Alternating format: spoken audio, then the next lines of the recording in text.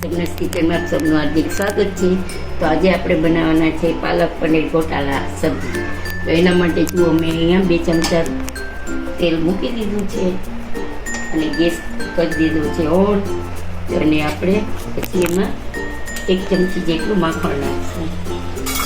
માખણ આપણે ઘરનું છે, તમારી પાસે ન હોય તો તમે અમૂલનું પણ નાખી શકો છો।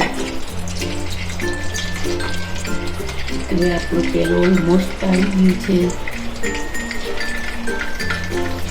તેલ આવી ગયું છે તો જીરું ચટકે એટલે આપણે નાખશું નાની ચમચી લીંબુ, પછી નાખશું આપણે આદુ મરચાંની પેસ્ટ છે અને ઝીણી સમારેલી ડુંગળી છે। 2 નંગ ડુંગળી સુધારેલી, 2 નંગ ડુંગળી સમારેલી છે, એકદમ બારીક બારીક સમારવાની છે। પછી આપણે એને સોટે કરી લઈશું, પછી આગળની પ્રોસેસ આપણે કરશું। તો જુઓ ગાઈસ, આપણી ડુંગળી એકદમ સરસ સોટે થઈ ગઈ છે। હવે આપણે અહીંયા મેં 3 ટમેટાની પ્યુરી કરી છે એ આપણે આમાં ઉમેરી દઈશું।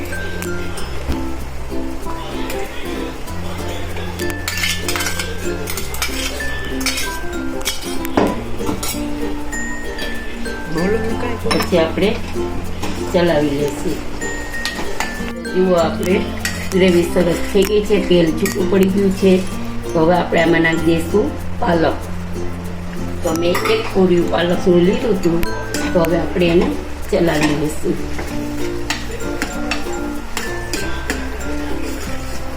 પાલકને ચોળતા થોડીક વાર લાગશે એટલે આપણે બધી પાલક નાખી દઉં છે, પૂર્યું છે આપણું।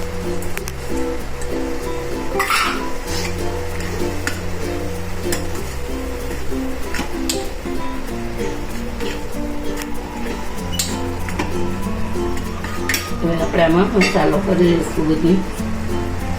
નમક ઓછું નાખશું કારણ કે પાલકમાં નમકનો ભાગ હોય છે। નમક નાખ્યું છે આપણે સ્વાદ અનુસાર, કારણ કે પાલકમાં નમક હોય છે એટલે આપણે એ પ્રમાણે નાખવાનું રહેશે।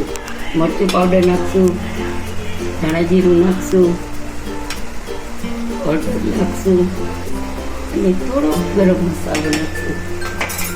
હવે આપણે એને ચલાવી લઈશું। હવે આ પાલકને આપણે ચડવા દઈશું અને થોડીક વાર ઢાંકી દઈશું આપણે।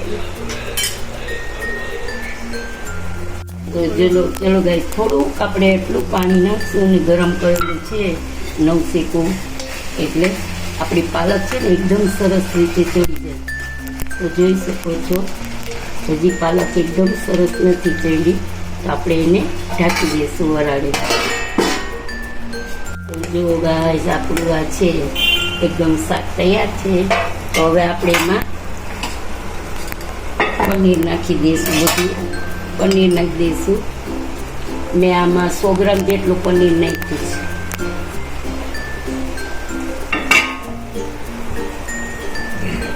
તો જો 100 ગ્રામ જેટલું પનીર નાખ્યું છે અને આપણે 1 મોટી આખી ચીઝને નાખી દઈશું।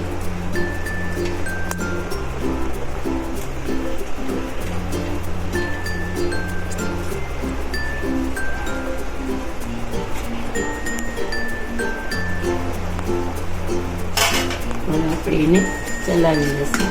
પનીર ગોટાળા, પાલક પનીર ગોટાળા છે એટલે પનીર અને પેલું ચીઝ તો ફૂલ જોઈએ આપણે। તો હવે છે ને જરાક વાર આપણે એને ઢાંકી દઈશું પાછું, એટલે તેલ રિલેક્સ થાય એટલે પછી બંધ કરી દઈશું। તો જો ગાઈસ, તેલ છૂટું પડી ગયું છે તો આપણું પાલક પનીર ગોટાળા રેડી છે અને ઉપર મેં અહીંયા મલાઈ નાખી દીધી છે આજની તાજી। હવે આપણે એને ચલાવી લઈશું અને મારું થોડુંક સ્પાઈસી ઓછું હોય એવું લાગે છે, કારણ કે અમારા ઘરમાં હમણાં થોડુંક બધાની તબિયત નરમ ગરમ હોવાથી તીખું ઓછું ખાવાનું છે એટલે ઓછું બનાવ્યું છે। તમે તમારા ટેસ્ટ મુજબ તીખું બનાવી શકો છો। તો જો આપણું સબ્જી રેડી છે, પાલક પનીર ગોટાળા તૈયાર છે। તો હવે આપણે કરી દઈશું ગેસ ઓફ. ચાલો ગાઈઝ, આજે આપણી રેસીપી તૈયાર છે, પાલક પનીર ગોટાલા. અને મેં જુઓ એક તેલમાં પરોઠું બનાવ્યું છે અને એક ચટણી બનાવ્યું છે અને પ્યાજ છે, છાશ છે. તો આજનો વિડીયો તમને કેવો લાગ્યો તે જરૂરથી જણાવજો. સબસ્ક્રાઈબ કરજો, લાઈક કરજો અને તમારા ફ્રેન્ડ સર્કલમાં શેર કરજો અને બેલ બટન પ્રેસ કરજો. અને તમારું કોમેન્ટ આવે ને તો મને તમારા કોમેન્ટથી મોટિવેશન મળે છે. તો પ્લીઝ તમે કોમેન્ટ કરજો અને મારો વિડીયો શેર કરજો. જય શ્રી કૃષ્ણ.